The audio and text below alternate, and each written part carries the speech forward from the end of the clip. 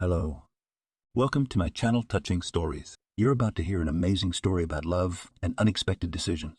Enjoy watching. Diana walked from the rounds of the station in the mud and drizzling nasty rain.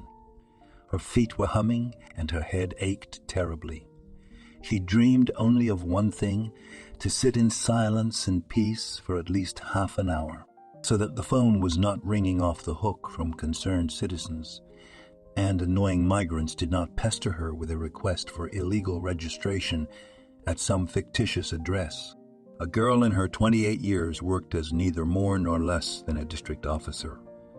Agree, quite a rare occurrence. Diana finally sat down, stretched her tired legs, and poured coffee from the thermos. She sipped a sip of scalding hot drink and thought about her past life. The girl grew up in an orphanage, but not from birth. Her guardian said that she had been brought there at night and left there when she was 3 years old. Everyone noted that the girl was clean and beautifully dressed, well-groomed with long hair and huge white bows on her head. At first it was hard to believe she had been abandoned, but a search for her parents led nowhere. The child had no documents, only a piece of a photo of herself, and someone else's hand, and then the photo was torn off. The little girl said with a slurred expression that her name was Diana, and that was it. She couldn't say her last name, nor could she give her parents' names. All she kept repeating was that she loved her daddy and missed him. In the orphanage, the girl, of course, was not happy. She was often hurt by older children and naughty boys, so she learned early to fight and rebuff the offenders. Since childhood, she had a heightened sense of justice. She simply could not stand lying, stealing, or being mean, and fought for her rights to the end. The teachers often scolded her. "Shut up or you'll twist his ear off. Diana, you're a girl. How can you behave like that?" But the little girl stubbornly insisted. "He's a thief. He stole my pen. I saw it. Let him confess and give it back, and then I'll let him go. You cannot do this. It's not fair." So by adolescence, everyone knew that if Diana caught someone in something, it's better to confess in good faith. Otherwise, she would still get to the truth and force it, and the stubborn and could smack so that it would not hurt. Many of the boys would yell angrily at her. "You should only work for the cops. It's perfect. You look like a cop." Diana studied diligently, had excellent grades, and was even awarded diplomas. Her biggest dream was to go to police school. She just raved about the profession. Veronica, the headmistress, took it upon herself to help her. Her husband held a high position in the agency. Thanks to his protection, the orphan girl was accepted for full-time training, as she passed all the standards brilliantly. During her studies, Diana was so absorbed in the process that she did not even think about any romances and meetings, although many male students looked at her because she was very beautiful. Black, like tar, sleek hair, brown eyes with a swirl, and a model figure without flaws. Boyfriend's girl turned down easy with a smile, playing none of these pimply boys, and did not touch the heart of a girl. They helped her with the apartment too, and ensured that she did not get some dead room in a dormitory with alcoholics and cockroaches, but rather a tolerable one, though on the outskirts. She was hired without any problems as an ordinary operative. The team, of course, was male and long established. Dustin, a veteran operative, at first mocked the pretty, long-legged young woman, not taking her seriously. He told her more than once, "Oh, Diane, you shouldn't have chosen this profession. It's not a woman's job to catch criminals. You'll have to take down more than one pair of shoes, examine the corpses, the blood, the dirt. Nothing good, nothing good. You'll get sick of all that. You'll get sick of all that. You'll get bored of this romance. You should transfer to the archives or some other paperwork. Why do you need all this? I don't understand. You're a girl. You need to think about Hector's and the clothes, but not with the stiffs mess around." But the girl was stubbornly turning her head. "Won't get bored, Dustin. I've been dreaming of this job since I was a little girl. You'll see, I'll try, and I won't let you down. You just take me with you to the real crime, so I can get some practice." The man just waved his hand. What could a girl do? At first she was only trusted to file files and sort papers, not risking to take on the job. But one day Dexter, an experienced operative, broke his leg and was on sick leave for a long time. That's when I really had to join Diane in the operational work, since there was already a catastrophic shortage of manpower. She would remember for the rest of her life how they raided the crack house. For a long time, she dreamed about those empty eyes and stabbed hands and the dead young guy who died right there on the spot from an overdose. She was shocked at how young and beautiful girls from well-to-do families were giving themselves up for dope, sinking lower and lower to the bottom. And colleagues appreciated how she dashingly twisted the arms of criminals, sat like everyone else for hours in an ambush, and did not whine that she was cold and hungry and powerless.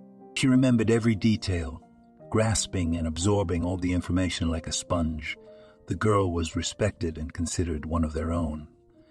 Now they were all drinking a cold cup of coffee together, discussing the details of the upcoming operation. Diana's opinion was listened to. She often gave fresh and creative ideas. With one of the operatives, Alex, Diana immediately developed a sympathy. He looked at her long and penetratingly, often paid compliments, and all tried, as if by chance, to touch her hand. Diana. It was very pleasant, especially since Alex was a real hottie, a tall, blue-eyed blonde with an athletic, trim figure, just a real athlete. She was blushing, and her soul went to her heels. Everyone knew that Alex was long and firmly married and had 2 young children. Truth, he and his wife did not live very well, often quarreled, as a cat with a dog. He sometimes complained to colleagues that the situation at home is simply intolerable. And he did not even deny that he tried only because the bride got pregnant, they say. It became uncomfortable. I had to. More Alex, barely embarrassed, admitted that he was head over heels in love with Diana, gave her armfuls of roses and took her home. The girl tried as much as she could to resist temptation, but her heart no longer belonged to her. She too had fallen madly in love with Alex. Something unimaginable was happening to her. As soon as he touched her, her whole body quivered and millions of butterflies began to flutter in her stomach. And then one day he suddenly came to her house late at night, half drunk, and started ringing like a madman. Diana opened the door, frightened. She was sleepy in one thin, glowing nightgown, rubbing her eyes and praline to Peter. Alex, what's the matter? Have you been drinking? He walked silently, hostilely, into the apartment and closed the door. Then he sharply turned stunned girl to him and passionately kissed for a long time. She even caught her breath. Diane tried to pull away and whispered, Alex, honey, you cannot. What are you doing? It's not right. We mustn't. Wake up. I'm scared. But the man could no longer control himself. He hugged her frantically to the bone crunch, covered her neck with kisses and whispered like a madman.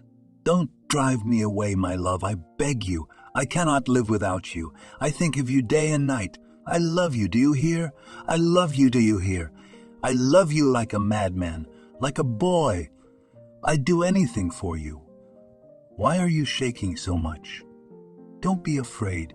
Kitten, I won't hurt you. I will be gentle. You are my joy. And the girl could not stand it, swam and succumbed to a mad, all-consuming passion. What a night that was.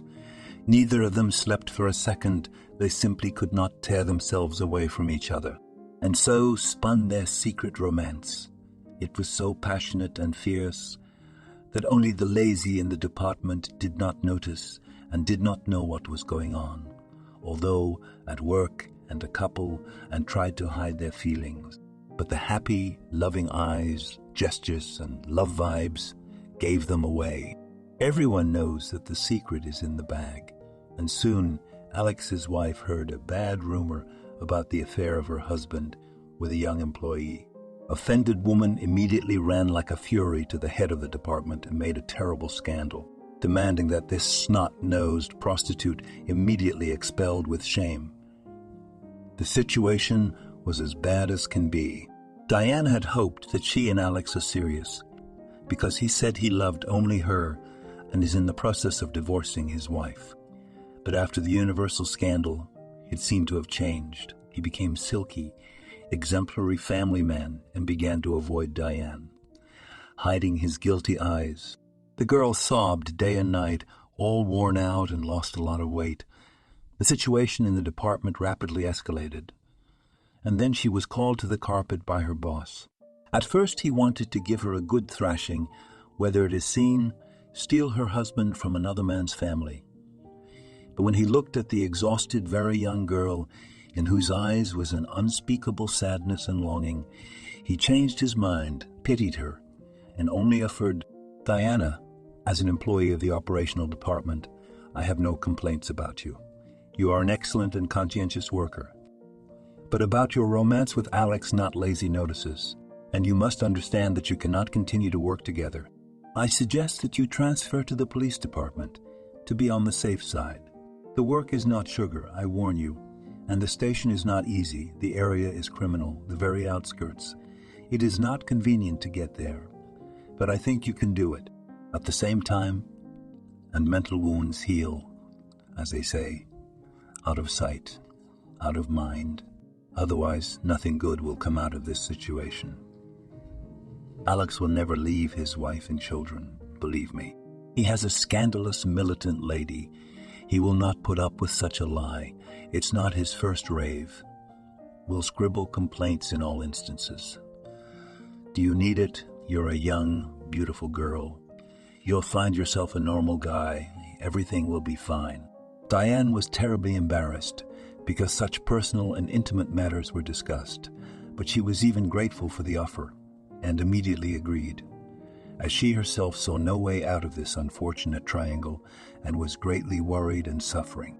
She had told herself 1,000 times and told herself to forget Alex, but her heart ached, and her soul was aching for him. And so the girl became a divisional.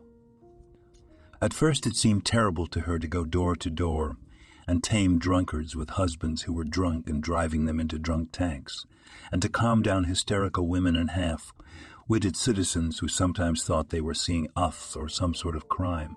There were also illegals and migrants who eagerly squeezed into one apartment without registration, and homeless people who had to be transferred to sobering up points, and much more. All of this made me feel depressed and dizzy. She had to get up at dawn to get to that hole, and she always came back after dark. But then she learned to find an approach to each case in person and got involved in the work, though tired, of course, terribly. It turned out that for many pensioners it was important not so much to find the offender as to speak out and complain about life and the government. And as soon as this happened, she would quietly leave the station without writing a statement. Likewise, battered wives who wiped blood from a broken nose would stand up for their troublemaker husband, who had just beaten her when it came to sending him to the sobering up station. And the heart wound would not heal. During the day, in the turmoil, she seemed not to think about Alex, not before that, but at night she was still howling into the pillow, remembering his caresses and hugs, and 100 times a night restrained herself from calling him, or text 3 words, "I love you." On one of her usual work days, a pleasant middle-aged man approached her at the station. He was dressed in an expensive cashmere coat and looked very dignified and well-groomed. The stranger introduced himself. "Good morning, my name is Hector. I'm a surgeon. I work in the local hospital here in the neighborhood." The young woman introduced herself. "It's a pleasure to meet you. I'm Diana. I'm your neighborhood doctor. What happened? You came to report a crime, didn't you?" The man coughed and said, "Yes, that's right.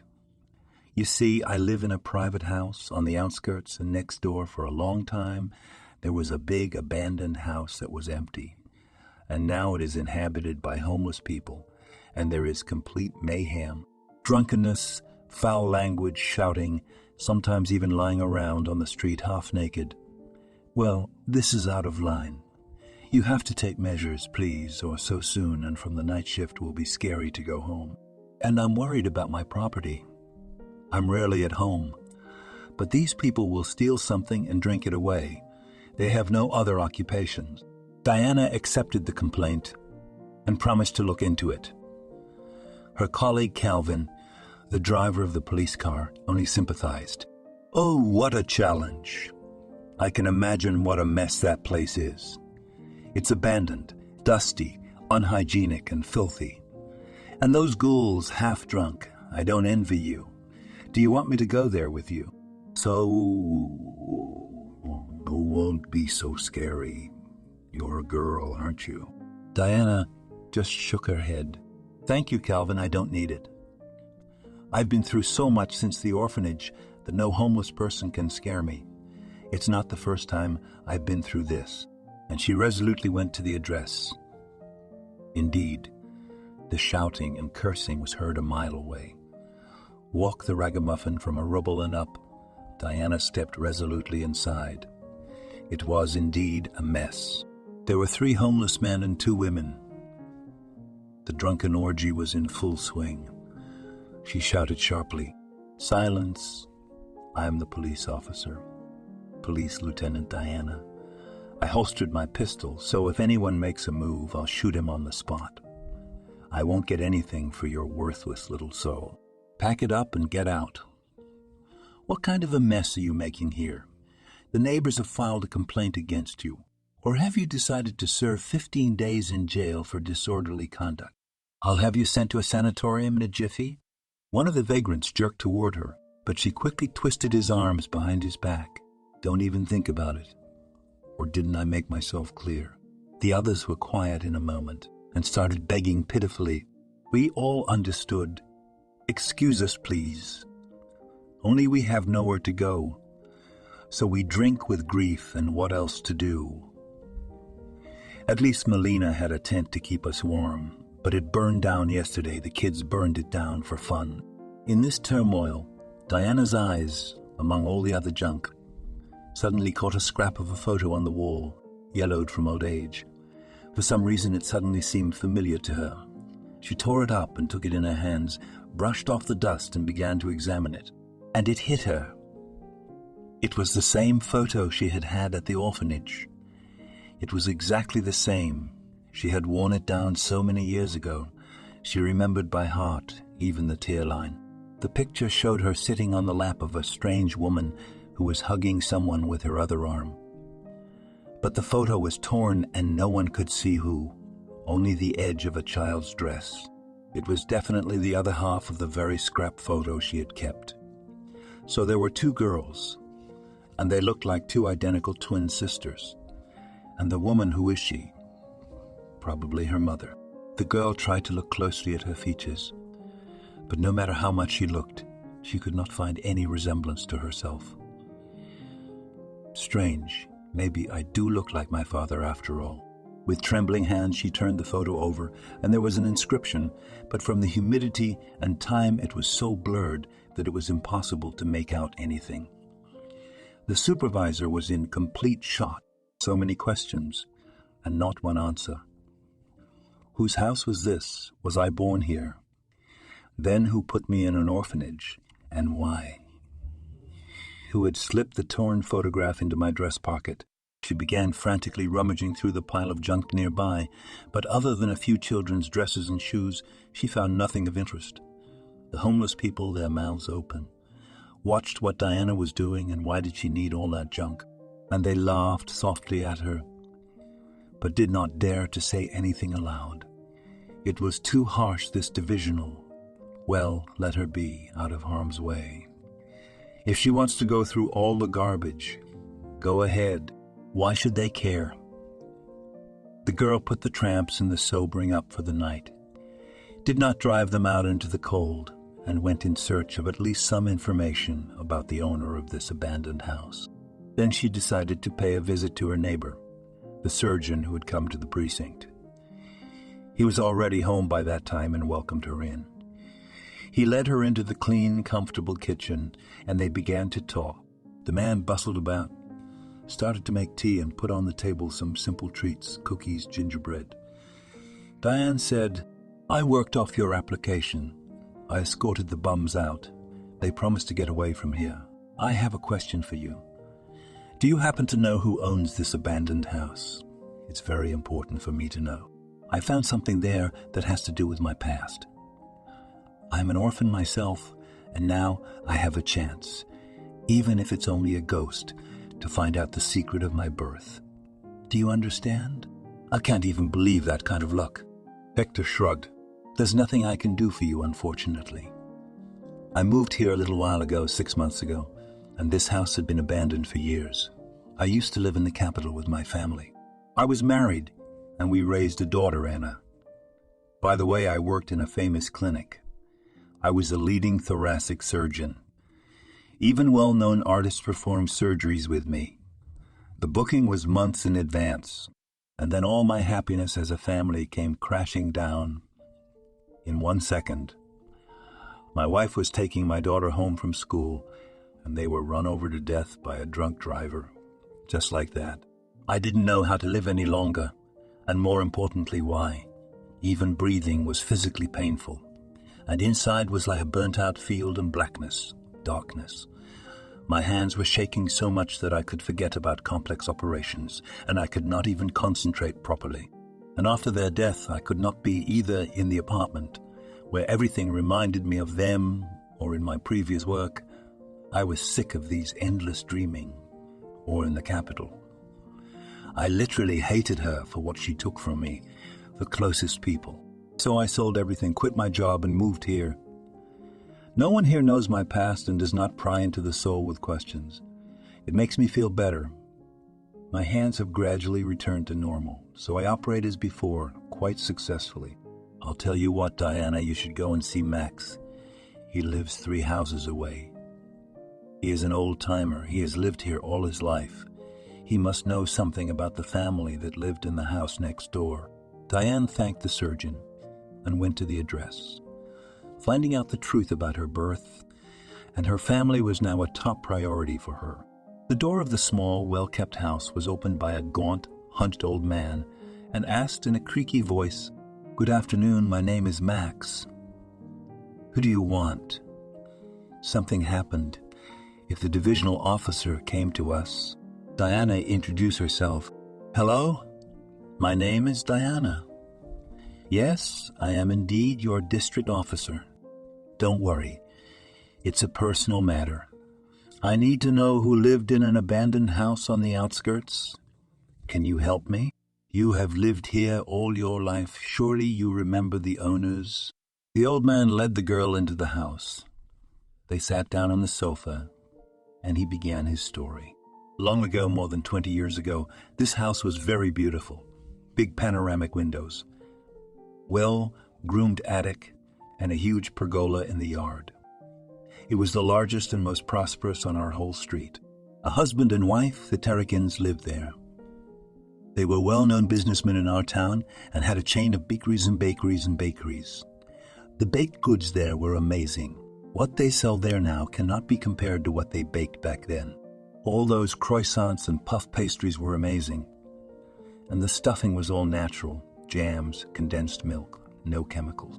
Spencer was a very stern, strict, and uncooperative man. Several times his competitors offered to buy out the bakeries, but he would not budge on a deal with them. For him, it was a family business, a fact of life. Antonina, on the other hand, was a woman who was gentle, smiling, and very pleasant. She was always happy to treat her neighbors to apples and cherries, and it was interesting to talk to her. The Teriokin couple had no children for a long time. They had no luck as they tried to get pregnant many times, and it all ended tragically. Finally, when they were 40 and over, Antonina managed to get pregnant and bear children. True, she had to spend a lot of time in hospitals. Everything was complicated. With complications, she was almost never at home. She was on maternity leave. The husband was torn between the business and his wife in the hospital, and he was very anxious that this time the misfortune should pass over his family. Diana, with her hand shaking with excitement, took out the very picture she had found and handed it to the old man. "Here, take a look. Is this Antonina? The old man shook his head. I remember exactly that they had 2 twin girls. I think Linda is in the picture. She had a mole under her eye. The woman in the picture doesn't look familiar to me. It's definitely not Antonina. She died in childbirth. Her health was poor as it was. And the twins, there were complications or bleeding. I do not remember the details. Spencer was grieving, all blackened out, exhausted. He took his daughters out of the maternity hospital and started taking care of them. But for him, it was too much to bear because he could not leave his work and the twins needed attention. Just kidding. 2 babies at once. I remember him complaining to me once that he was bursting at the seams and had no time for anything. That's when I told him to hire a nanny. And what? His finances allowed him to do it. Why not? And so he did. But it is true that those nannies changed a few times. Not everyone could adequately take care of the twins. You need to have the skill and experience to take care of 2 children at the same time. When Diana and Linda were 3 years old, a new nanny came to work with them, but I didn't get to see her. Suddenly Spencer died of a heart attack, and the nanny and the kids disappeared without a trace, as if they had vanished into thin air. It was such a high-profile case. The police searched all the barns, shook us all up, looked everywhere for the kids, combed the woods and sewer manholes and basements. Nothing. All the newspapers were full of headlines. There was even a report on TV. There were pictures of the children posted on all the poles. Since then, the house has been abandoned, the business has been taken by competitors, and the Teriokin family rests in the cemetery outside the city, near the corner, just opposite the sprawling willow tree. When I was younger, I used to go there often to commemorate my neighbors and look after their graves. But now I'm weak myself. I haven't been there for 5 years. That is a sad story. Diana was shocked because Max had just described her parents' life story in detail. So she had a sister. Where was she? Where to look for her? The girl thanked the old man. Thank you, Max. You've helped me a lot. Goodbye. Take care of yourself. The policewoman went outside. She was shaking. She did not notice either the drizzling rain or the cold wind. On the contrary, she exposed her face to it to recover a little. Well, she accidentally went on a call and found the very thread, which now must be skillfully pulled and unraveled, this complex tangle of her family mystery. In her mind beat only one thought: how to find her sister. After all, it is her own little man, and it means that she is no longer alone in the world. What if she was lucky and they would meet? I could not even believe it. The very next day, the girl was actively engaged in a search for her sister. Scoured all the archives, shoveled through old reports, but she could not find any traces of the name Linda Tereshina. No clues at all. That is, Linda didn't grow up in an orphanage. Diana was about to despair, but then she took another look at the back of the old photo, and a brilliant idea occurred to her. She went to her operative department to a handwriting expert she knew, Bruce. He worked his magic on the blurred inscription and deciphered it. After all, it was signed Diana and Linda, with Nanny Veronica. That was the name of the man who had apparently had a hand in her and her sister's disappearance. Finding a woman with such a non-standard double name was not difficult, with the help of fellow detectives and passport office employees. And now, 2 weeks later, a worried Diana stood on the doorstep of her nanny's apartment in a nearby town and rang the doorbell. She was greeted by an elderly, very shabby-looking woman, but very expensive and tastefully dressed. Next to her, a boy of about 5 years old with a toy gun and was gibbering, "Grandma, and who is it?" Like a mother looks a lot, but her hair and clothes are different. "What is the name of this aunt?" "She came to visit us." The hostess's eyes began to run, and she was all wet and barely got out of herself. "Hello, Diana. Come in." Women went silently into the hall. A serious and long talk was expected. "Max, go play in your room, okay?" Waiting until the boy ran into the room, Veronica began. "I knew that sooner or later this would happen and you would find us. I had a premonition. I'm sorry, girl. It's all my fault. I crippled you and your sister's lives. I regretted it 100 times that I left you in an orphanage many years ago. I know how hard it must have been for you." Suddenly, Veronica burst into tears with her head low, and she was terribly ashamed in front of Diana, and she did not know how to find the right words to justify herself. The girl was distraught and said quietly, "Just tell me the truth. I must know it. I beg you. Because besides this piece of picture in my pocket, I do not know anything about myself. Who is it?" Veronica sighed heavily. 25 years ago, I worked for your father's competitors, Diana. Your parents, the Terrakines, had a very profitable and successful family business. They had their own chain of bakeries and bakeries and bakeries. They made their products exclusively according to the old recipes in the cookbook, which your father Spencer had kept from his grandmother. It sat across a lot of people's throats because other products were poorly and reluctantly taken, and there were lines for them. And they were the ones who sent me to your family under the guise of a nanny so that I could gain the trust and then steal the children. My competitors wanted in such a cruel way to force me to sign a contract and sell for pennies such a profitable business at that time. After all, they knew that in order to save his daughters, Teriokin would do anything. He would not take a stand. Don't think I'm such a beast, and I only agreed to do it for the money. I had a sick mother in my arms, cancer. So they promised to help me with treatment abroad and get me expensive medicine. At that time, it was a fabulous amount of money. I am not trying to justify myself, but it happened as it happened, and I agreed to this venture under pressure and their threats. And not for my life I was afraid. I could not leave one helpless mother, who only I had no one. Spencer got me the job without a problem, and I got on well with you. Not only that, but you missed the mother's affection, and you were so attracted to me, especially Linda. She was such a gentle girl. You, Diana, were more like your father, willful and stubborn, and already showed your character. I took you and your sister to the playground on the appointed day, and then I promised to show you a lot of toys and give you a kitten, and I put you in the car and drove you away. You didn't even have to do much work. It seemed like everything went smoothly. I settled with you in an abandoned children's camp. You were not afraid at all, and took it all as a game. The rivals did not wait long and immediately told my father on the phone about the kidnapping of children for blackmail. And then the unexpected happened. Spencer died on the spot from a massive heart attack upon learning his daughters were missing. Turns out he had a long history of heart problems. What to do next with you, no one knew. After all, the death of the owner of the bakery is in no way included in the plans of the extortionists. They did not dare to kill you. They did not dare to kill you. They did not want to get dirty again. So they made me a condition. Get rid of the girls any way you want.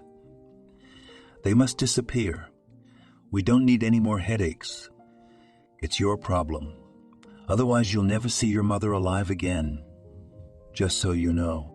So I dropped you and your sister off at 2 different orphanages. You were 3 years old at the time. You were crying, calling for your daddy, not understanding that he was no longer in the world, and asked me not to leave you, considering you a dear person. My heart was also torn apart because I really stuck to you during this time. But I could not keep you too. Otherwise, I would have been found out at once and imprisoned for kidnapping, especially since there was such a buzz about the case. Oh, go ho. Despite the fact that I have fulfilled all the conditions of these bastards, they did not help my sick mother, and she died in a hospice in terrible pain. But in the 90s, these scoundrels did not survive. The payback came in another showdown with Merchant.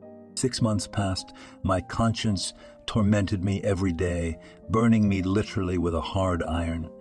I often dreamt about both of you, so I decided to come back and take one of you with me. to bring you up as my daughter. I couldn't have children because of the sins of my youth. Why, you ask, did I choose Linda over you? It's simple. Of the two of you, Linda was the weaker and sicker. She would not have survived the orphanage, would not have made her way. And you, even though you were a baby, you were in good health and didn't let anyone hurt you. You should have known how much money it cost me to do it quietly, so that not a single living soul would have known. After all, there was quite a stir about the case. A good relative who worked for the Board of Guardians helped me out.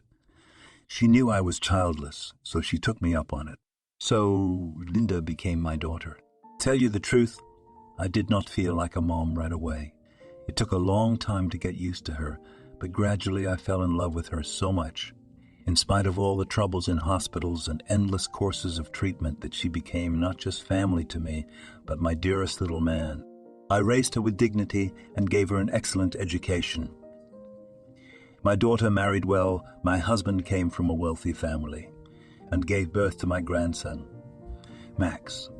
And before you, of course, I'm very guilty, Diana. I chickened out. I didn't risk taking the two of them.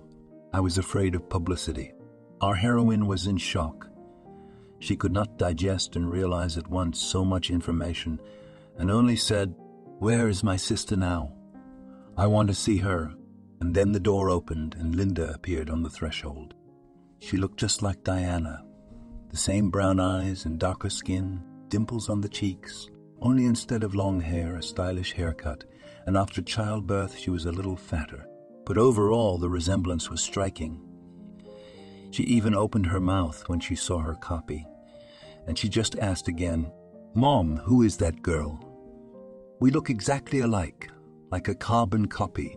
The woman sighed heavily and let it out. "It's your own sister, Diana." "Linda, you sit down. I need to confess everything and tell you the truth at last. I know you will hate me after this, but I can no longer carry it all inside me. Especially now, there is nothing to hide." The sisters hugged each other tightly and cried.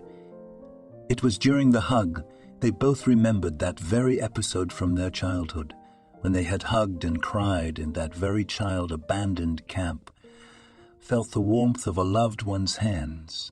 Diana showed her sister that very scrap of a photograph. "I kept it all my childhood, at the orphanage. It was found in my dress pocket when I was dropped off. I wondered who I was holding the hand of. That mystery had been haunting me all these years. I wanted so much to find a soulmate, to know that I am not alone in this world. And now finally it happened. Sis, honey, how happy I am that I found you. It's just a gift from fate." Both sobbed. Linda stroked her sister on the back and whispered, "Diana, I can imagine what you went through there, in the orphanage. But how did it happen? Why did you go to the orphanage while I lived with my mother? Why did she put you there? Mom, don't be silent, say something." She couldn't stand it and blurted out, "Veronica is not your mother. She was our nanny and stole us out of the house. Our parents had been dead for many, many years. But if my mother died in childbirth, it was just a tragic coincidence. Then Veronica had a hand in killing my father. When Daddy found out we had been kidnapped, he died of a heart attack right away. It's so scary, and I can't get my head around it yet. You, Linda, were raised not just by a stranger, but essentially by the person who had a hand in our father's death. It's unbelievable." Linda's face changed and she looked at Veronica with horror. "Is it true? You're not my mother. Did you really steal us away and get my dad killed? Who do you think you are? Why did you pretend to be my mother for so many years? You said you loved me more than life, and not once, not one word about my own sister suffering in an orphanage. That she even exists. How could you? How the hell could you do this?" Veronica did not know how and what to justify herself. She was terribly ashamed. She sobbed and grabbed her daughter by the hem of her dress. "Pardon me, Linda. Scoundrels forced me, blackmailed me. My mother was sick. They promised me they would pay for her treatment abroad if I agreed. I had to help her, but Linda was unstoppable. You decided to help your mother and ruin other people's lives? Leave her children orphaned. Steal them. I hate you. Do you understand? You're a scary man. You monster. I won't stay in this house for a second. Max, get dressed. Your aunt and I are going to our house. Daddy misses us there. And she added to Diana, let's go, little sister. I'll introduce you to my husband. Gleb is very good. You'll like him, and there's nothing else for us to do here. I don't want to have anything in common with a woman who broke up my own family and pretended to be my mother. I couldn't even dream of such a thing. I don't even know how to explain all this to my husband. Veronica just cried. She understood everything. Now her girls could hardly forgive her. She had done too much grief, maybe later, but how bitter and hurtful it was to lose forever her daughter and grandson, who had long been the meaning of her life, the light in the window. She simply could not imagine how she would live without them. Diana met Eric, who really turned out to be a wonderful man, and was as shocked as Lindy when he found out that his mother-in-law wasn't really his mother-in-law. In-law wasn't really his mother-in-law. The sisters searched the cemetery for their parents' graves. They spent a couple of hours cleaning up the tombstones, which were overgrown with weeds, and then they finally saw the portraits of Mom and Dad. Linda said quietly, "Hello, Mommy." "Hi, Daddy." "Well, we have seen each other. I'm sorry we haven't visited you all these years." We didn't know anything. Diana couldn't take it anymore and sobbed, falling on top of the tombstone. "Mommy, I found you. Even if it's here, even if you're not with me, but I know who I am now. Thank you, sweetheart, for giving me and my sister the gift of life, at the cost of your own. Daddy, you know, I think I remember your hands and voice a little bit, Max. Your neighbor told me what a great man you were, how you loved and cared for us. You died worrying about our fate." Linda added, comforting her sister, "If you had been alive, Daddy, we would never have been separated from Diana, and she wouldn't have ended up in an orphanage. I hate Veronica now. I despise her. I can't even call her Mom after everything I've learned. But now we have found each other, and my sister and I will never part with her again. We will come to you. We will order a new, beautiful monument. Our darlings and dears, how much you have suffered. What a difficult fate you and we all have." Diana also said, "We are proud to have such parents, and we will try to live our lives with dignity so as not to bring shame to the Terekin family. Goodbye, my good friends. We'll see you again." Diana said to Linda, "Look how much we both look like Daddy. He, too, is black-haired and brown-eyed, but he has the same smile as Mommy, and we have dimples from her." The sisters hugged each other again and cried tears of sadness and joy at the same time. Their hearts were heaped together. The joy of meeting their sister, the sadness of the fact that they would never see their parents again, hatred and resentment of Veronica, who willingly or unwillingly had destroyed and ruined so many lives, making people unhappy. Diana decided to restore her parents' house and settle down there. After all, it's her ancestral home. And with work very close by, there would be no need to lug 11 stops by public transport in the dark. Linda rejected the inheritance at once. She and her husband lived very well, had a mansion, a summer house, and did not need anything. But before doing so, the sisters had to go through 10 circles of hell and fight for their inheritance. They did a genetic test, established parentage, then Diana brought up an old case and proved in court that she and Linda were the daughters of a deceased businessman. About Veronica, they deliberately silent. First of all, the statute of limitations has long expired, and she would no longer be anything. And secondly, as it turns out, in Linda she raised worthy, despite all their sins and shady dealings. It was a long time before Linda found the strength to forgive Veronica. Max helped a lot. He didn't want to understand anything and was bursting at her grandmother's door for pies. He just adored her. So it was with a heavy heart that Linda had to bring her grandson to Grandma. At first they did not communicate at all. Linda just silently took Max and took him away. Then they began to talk over a couple of phrases. Veronica didn't ask for anything. She just looked into her daughter's eyes like a wounded dog. In the end, Linda's heart failed, for she was by nature very gentle and not vindictive, and she, taking Max away, simply walked over and hugged the woman warmly as before and whispered, "Mama, I forgive you.